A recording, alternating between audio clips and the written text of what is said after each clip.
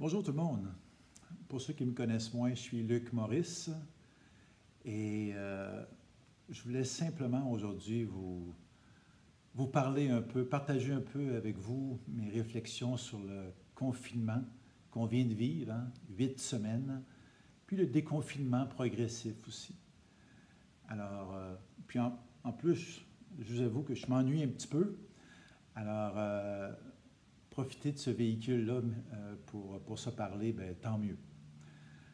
Alors, on vient de passer une période importante, 8 semaines. Moi, j'ai jamais fait ça de ma vie, rester isolé pendant 8 semaines. Je suis sûr que plusieurs d'entre vous, ça a été le cas aussi. Pour certains, ça n'a pas été facile. Il y a toutes sortes de personnes. Il y en a que l'angoisse, l'anxiété, l'isolement, c'est plus difficile que pour d'autres. D'autres, c'était comme si de rien n'était. Puis c'est correct aussi. Mais on fait ça 3, 4 semaines, ça va. Mais plus longtemps que ça, on court après des problèmes, toutes sortes de problèmes. Personnellement, je parlais avec 6 d'entre vous à tous les semaines, de la parenté, des amis de longue date et tout ça. Et je sentais très franchement qu'il y en avait qui dépérissaient un petit peu. Alors, c'était pas la bonne chose à continuer. Et je pense que le gouvernement l'a bien saisi aussi. Alors là, on est dans une période de déconfinement progressif. Puis progressif est bien important, parce que la maladie est là, le virus est là.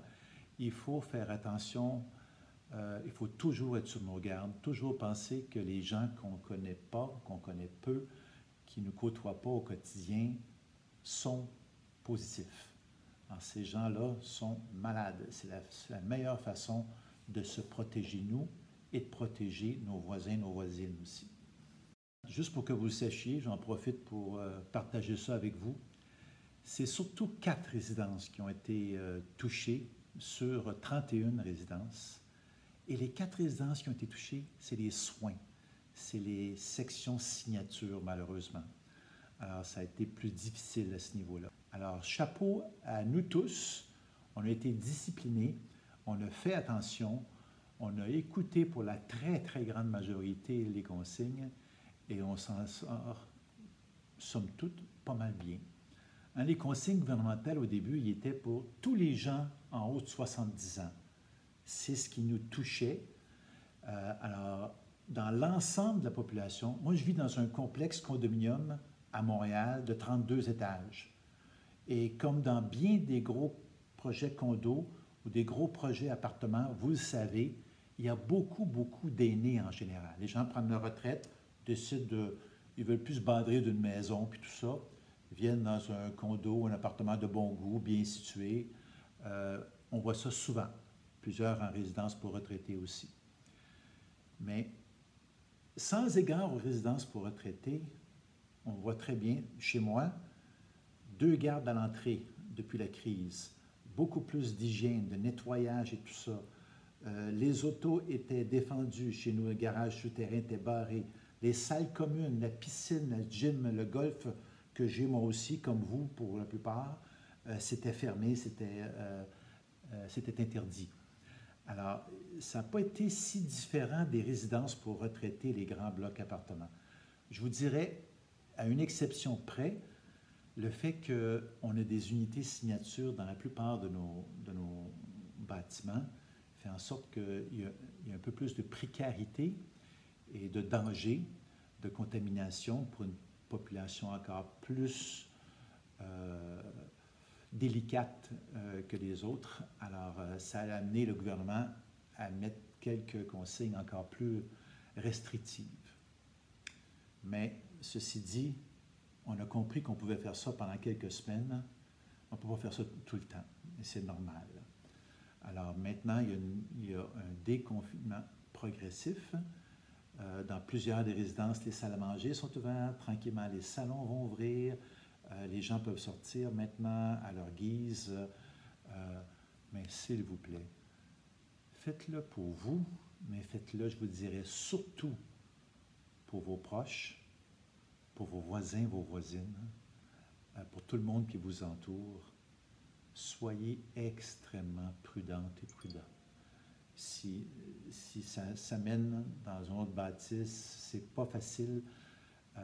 La bonne nouvelle, toutefois, c'est qu'il y en a eu 5 bâtisses où on a eu quelques cas et on a été très disciplinés. On a réussi à contraindre ça très rapidement, à isoler, à prendre quelquefois ces gens-là, les faire déménager pendant quelques temps, et de sorte qu'on n'a pas eu d'éclosion importante dans ces résidences-là.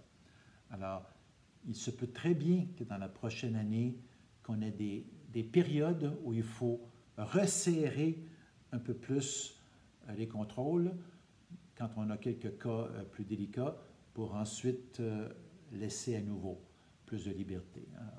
L'idée ici, c'est que dès maintenant, on puisse avoir une vie plus normalisée, tout le monde. On est tous des adultes, tous en santé très correcte, autonome, alors on est capable de prendre nos propres décisions, mais on vit aussi dans une collectivité, et c'est pas pour rien que dans les campagnes, il y a peu de cas, et dans les grandes villes ou dans les gros bâtiments, il y a plus de cas. Alors, il y a des avantages et des désavantages, il faut apprivoiser ça correctement, je pense. La nature humaine est ainsi faite. Si un danger qui vient à nous, on ne le connaît pas, on ne sait pas ce qui se passe, qu'est-ce qu'on fait? On se cache.